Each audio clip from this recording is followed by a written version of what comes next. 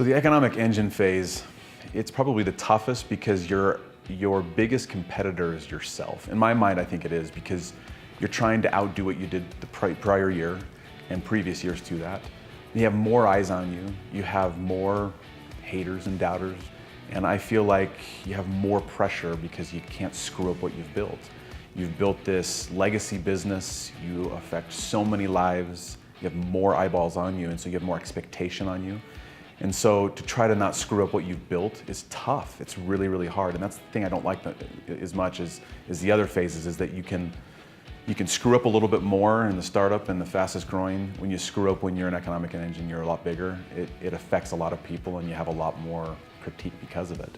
What I like because of the economic engine cycle or stage is that you're affecting a lot of people's lives. I had to find a different purpose years ago, and I think that in my earlier stages of business, in my earlier days of an entrepreneur, I just wanted to conquer the world. It was all more about me. It was about the limelight for myself and not for my peers or my partners.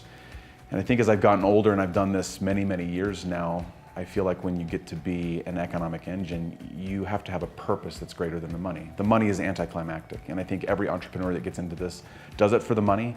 But I'll tell you, once you deposit money in your account, 2 days later, you're like, well, what's my purpose now? And for me, as you're an economic engine, the purpose has to be the people. It has to be that you're making a change for either an industry or the economy or the community that you're in. And that's what I like the most about it, is that you're able to make massive change.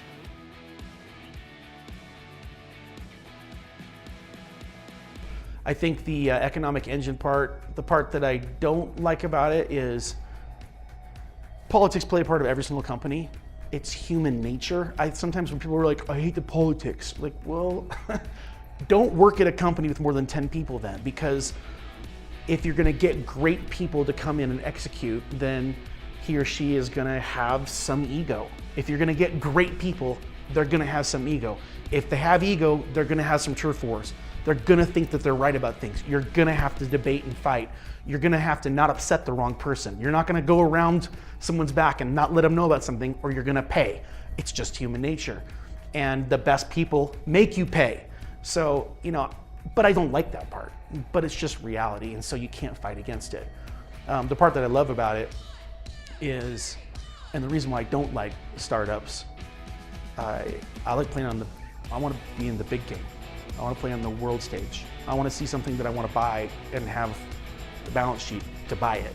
Not be like, oh, I see an opportunity, but I guess one of those other 3 or 4 people are probably going to take advantage of it because we can't afford it. Like that's no fun.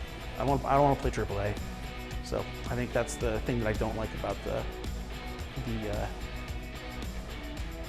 not being an economic engine, that I do love being an economic engine. You're finally at that size and scale.